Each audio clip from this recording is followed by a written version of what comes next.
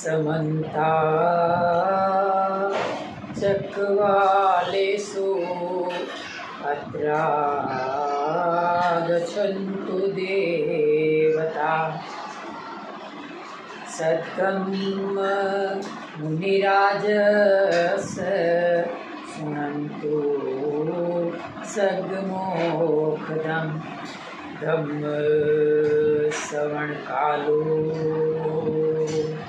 अयं भदन्ता धम्म श्रवणकालो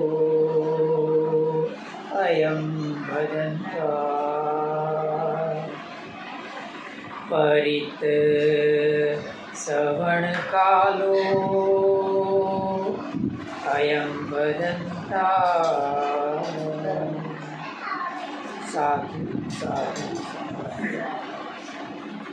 शुरू करता पहला भगवान तथागत सम्यक संबुद्ध ने पंचांग प्रणाम करूँ छूँ। बाबा साहेबनी प्रत्ये आभार व्यक्त करूँ छूँ। અને પરેશભાઈનો શ્રદ્ધાવાન પરિવાર। આજે હું બે વાત કરીશ। એક તો આપણે જ્યારે કોઈને ભોજન આપીએ ત્યારે ભોજન દાનના સ્વરૂપમાં આપણે શું આપીએ છીએ, બરાબર? એક સૂત્ર છે એના ઉપર વાત કરીશ અને એક બીજું સૂત્ર છે કે આપણે ભગવાને 7 પ્રકારની ધન સંપત્તિની વાત કરી છે। તો એ 7 પ્રકારની ધન સંપત્તિ શું છે? અલ્પમાં એ બંને વસ્તુ। પહેલી વસ્તુ છે કે આપણે જ્યારે કોઈને ભોજન દાન આપીએ, બરાબર, ત્યારે આપણે એને શું આપીએ છીએ? તો એક સૂત્ર છે, એને ભોજન દાન સૂત્ર, જે નામ જ એનું છે ભોજન દાન સૂત્ર। એમાં ભગવાને શું કીધું ખબર છે? એમાં એમ કીધું કે દદમાનો દાયકો ભોજનમ દત્વા પંચઠાનાની દેવી। એનો અર્થ થાય કે દેવાવાળો દાયક ભોજનદાન એ જ્યારે ભોજનદાન આપે છે ભિક્ષુને ત્યારે 5 સ્થાન આપે છે, 5 વસ્તુ આપે છે। કથમા પંચ, કઈ 5 વસ્તુ આપે છે? તો કે આયુ દેતી, વર્ણ દેતી, સુખ દેતી, બલ દેતી, પટિભાન દેતી। આ 5 વસ્તુ ભોજનદાનમાં આપતા હોય છે। એટલે કે આયુ દેતી, आयुष्य भागी होती, वणम दत्वा वणुष्य भागी होती, सुखम दत्वा सुखस्य भागी होती, बलम दत्वा बलस्य भागी होती, पटिभानम दत्वा पटिभानस्य भागी होती। तो પછી એની પાછળની ગાથામાં એમ પણ કીધું કે ભોજનદાને આપે ત્યારે એને શું મળે છે, દાયકને શું મળે છે? તો એ બંને વાતો છે એ સૂત્રમાં કહેવામાં આવી છે। તો જ્યારે આપણે કોઈને ભોજનદાન આપીએ ને, બરાબર, તો એને શું આપીએ? તો કે આયુ દેવી, પાલી ભાષામાં કીધું આયુ એટલે આયુષ્ય આપીએ। ભોજનના ઉપર આપણું આયુષ્ય ટકી રહે ને। આજે મને કોઈકે આપ્યું હશે ભોજન, બરાબર, મહિના પહેલાં, 2 મહિના પહેલાં, ગમે ત્યારે, તો એ મારા શરીરમાં લોહી બનીને દોડે, બરાબર, એના કારણે મારું આયુષ્ય ટકી રહે। આજે માણસ ખાય નહીં, 1 દિવસ ના ખાય, 2 દિવસ ના ખાય, 3 દિવસ, તો શું થઈ જાય? બુદ્ધમ શરણમ ગચ્છામિ, મરી જાય, બરાબર। તો એ રીતે તો આયુ દેતી। પછી કીધું વર્ણ દેતી। જ્યારે કોઈને ભોજનદાન આપીએ તો આપણી જે ત્વચાનો નિખાર આવતો હોય છે ને, એ ભોજનને કારણે આવતો હોય। સારી ત્વચા બને, બરાબર, સારી ત્વચાનું બંધારણ થાય। તો એ શાના કારણે થાય? ત્વચા ફૂલેલી રહે, સારી રહે, બરાબર, નથી કહેતા લોકો બેટા જેવો માણસ હોય। તો એનું કારણ છે કે ભોજનના કારણે માણસનો આહારના કારણે એની ત્વચા પણ બને। આયુ દેતી, વર્ણ દેતી, વર્ણ, એને વર્ણ મળે, સારો વર્ણ મળે। ત્યાર પછી કીધી આયુ દેતી મને સુખ દેતી। હવે જ્યારે આપણે જે ઉપવાસ રહેતા હોય એને ખબર હોય, ઉપવાસ રહેતા હોય, ઉપવાસ રહે છે, તમે ઉપવાસ રહે છે ને? તમે રહ્યો છો ઉપવાસ?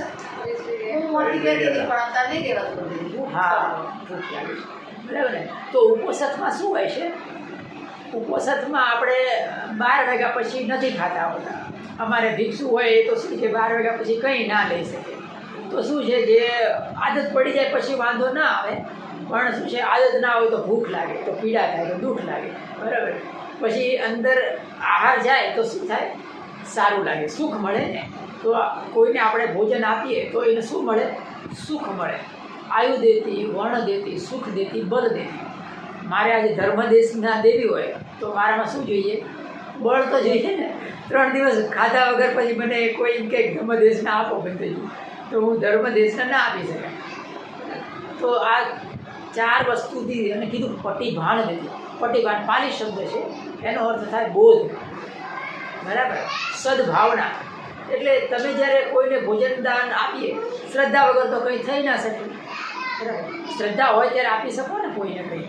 તો તમે એને ભોજન દાનની સાથે સાથે તમારામાં શ્રદ્ધા છે અને તમે સામેવાળી વ્યક્તિમાં પણ શ્રદ્ધા પેદા કરો છો. એટલે મારામાં પણ શ્રદ્ધા પેદા થાય ને કે આપણા ઉપાસકો હજી પણ શ્રદ્ધાવાન છે, તો મારામાં પણ શ્રદ્ધા પેદા થાય. તો તમે શ્રદ્ધા અર્થાત બોધનું પણ નિર્માણ કર્યું બીજાની અંદર. તો 5 વસ્તુ આપી. તમે જ્યારે આ 5 વસ્તુ આપો ને ત્યારે 5 વસ્તુ તમને પરત મળે છે. એ જ વસ્તુ તમને પરત મળે, પણ એ છે ને તમને વધીને મળે. ઘણી વસ્તુ આપણને દેખાતી ના હોય, પણ દેખાતી ના હોય એનો અર્થ એ નથી કે એ અસ્તિત્વમાં નથી, બરાબર. બેંકમાં આપણે રોકડ જમા કરાવીએ, બેંકમાં રોકડ જમા કરાવીએ ને તો બેંક શું આપે આપણને? વ્યાજ આપે ને, બસ વ્યાજ આપે. બેંક અગર જો દુનિયાદારીની બેંક તમને વ્યાજ આપતી હોય તો ધર્મની બેંક પણ વ્યાજ આપે. વ્યાજ સહિત તમારું પુણ્ય કર્મ તમને રિટર્ન થાય. પુણ્ય કર્મ છે ભોજન દાનનું અથવા ગમે તે દાન, એ છે ને ઇન્વેસ્ટમેન્ટ કહેવાય, બરાબર. ઇન્વેસ્ટમેન્ટ કહેવાય. ધર્મની બેંકનું વ્યાજ બહુ મોટું હોય. તો એ 5 વસ્તુ આપણે મળે. આયુ દેતી આયુષ્ય ભાગી હોતી, વણમ દત્વા વણસ્ય ભાગી હોતી, બલમ દત્વા બલસ્ય ભાગી હોતી, સુખમ દત્વા સુખસ્ય ભાગી હોતી, પટિભાનમ દત્વા પટિભાનસ્ય ભાગી હોતી, દિબસ્સવા મનુષ્યસ્વા. એને ઉપમા દીધી કે તમને કેટલું મળે? તો કે દિબસ્સવા મનુષ્યસ્વા, શ્રેષ્ઠ મનુષ્ય જેવું આ બધી વસ્તુ પ્રાપ્ત થાય તે તમે જે આપી. અને બીજું કીધું કે દેવો જેવું બધી વસ્તુ તમને પ્રાપ્ત થાય છે. તો આ ભોજન દાનના ઉપર એક સૂત્રની મેં તમને વ્યાખ્યા કરી. તો જ્યારે આપણે ભોજન દાન આપીએ ત્યારે ભોજન દાન દેતા પહેલાં આપણે ભોજન દાન તો દેવાનું જ છે, બરાબર. એટલે દેતા પહેલાં, દેતી વખતે અને દીધા પછી ત્રણેય કાળમાં આપણી ભાવના સારી હોવી જોઈએ, પ્રસન્ન ચિત્ત હોવી જોઈએ. પ્રસન્ન ચિત્ત અગર રહીએ ને તો એનું પુણ્ય કર્મ આપણને સારું એવું પ્રાપ્ત થાય. પણ કચવાતા મને ઘણા લોકો એવા હોય, બરાબર ને, કચવાતા મને આપતા હોય. આપવાનું જ છે તો સારા ભાવથી આપણે આપીએ, બરાબર. આ એક વસ્તુ હતી. હવે ભગવાને આપણને 7 પ્રકારની સંપત્તિની વાત કરી છે, ધનની. એ આપણે અલ્પમાં હું જણાવું છું. આપણે ધન સંપત્તિ વિશે તો ઘણું બધું જાણીએ છીએ. સોના, ચાંદી, રોકડ છે, એવું બધું માનીએ ને આપણે કે આ બધી ધન કહેવાય. પણ ભગવાને અલગ ધનની વાત કરી છે. 7 પ્રકારનું ધન. ધન નહીં, એને મહાધન કીધું છે. એક ગાથા છે, એ ગાથામાં એમ કીધું,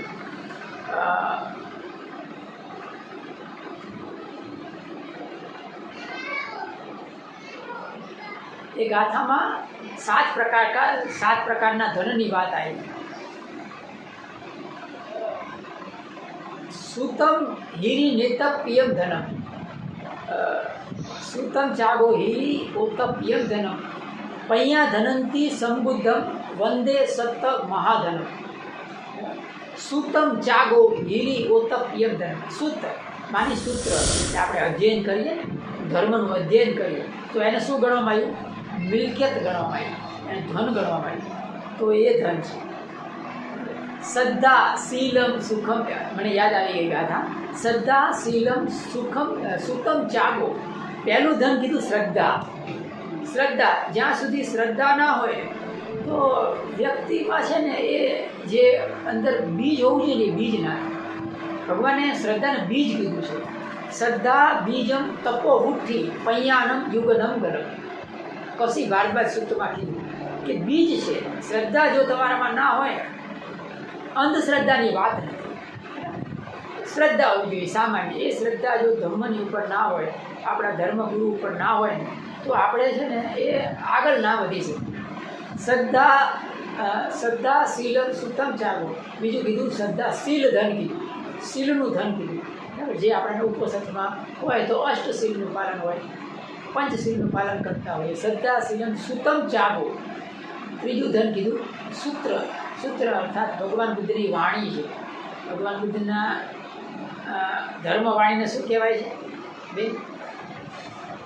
ધર્મને શું કહેવાય? સૂત્ર તો કહેવાય, પણ ધર્મના કેટલા ગ્રંથો છે? કયા કયા હા, બરાબર. તો એ બધી સુત્ત કહેવાય. એ સુત્ત છે બધામાં. એની ગાથાઓ હોય, 84,000 ગાથાઓ. તો એ ગાથાઓ છે, એનું જ્ઞાન આપણે પ્રાપ્ત કરવાનું. તો એને કીધું શુદ્ધ ધન કીધું. બરાબર, આપણી પાસે ધર્મનું યોગ્ય જ્ઞાન હોવું જોઈએ. શ્રદ્ધા શીલમ સુતમ ચાગો હીરી ઓત્તપ્યમ ધનમ. હીરી ઓત્તપમ. હીરીનો અર્થ લજ્જા. લજ્જા એટલે આપણે સામાન્ય કંઈ ખરાબ કામ કરવું હોય તો આપણે લજ્જા આવવી જોઈએ કે લોકો આપણને સારું ના કહે. બરાબર, સમાજમાં સારું ના કહે. કોઈ જુગાર કોઈ વ્યક્તિ અહીંયા આવે ને ઘણી વાર ઓલામાં ધમ્મદેશનામાં, તો તંબાકુ ખાતા હોય ને ઘણી જગ્યાએ વર્ષાવાસને કરેલું, તો એ શું તંબાકુ ખાતા હોય ને આવું પણ થઈ ગયું. બહારે જઈ અને એ તંબાકુ ખાવા માટે બહાર જાય. એને શું લજ્જા, એને લજ્જા આવે. તો લજ્જા છે એ પણ એક ધન છે. ઓત્તપ્યમ. ઓત્તપ્યનો થાય ધર્મભીરુતા. ધર્મભીરુ અને વ્યક્તિને ધર્મનો ડર લાગે, પાપ કર્મનો ડર લાગે. કોઈકનું ખરાબ કરવું હોય, ચોરી કરવી હોય, જૂઠું બોલવું હોય, બીજું ગમે તે ખરાબ કામ કરવું હોય તો એને પાપ લાગે.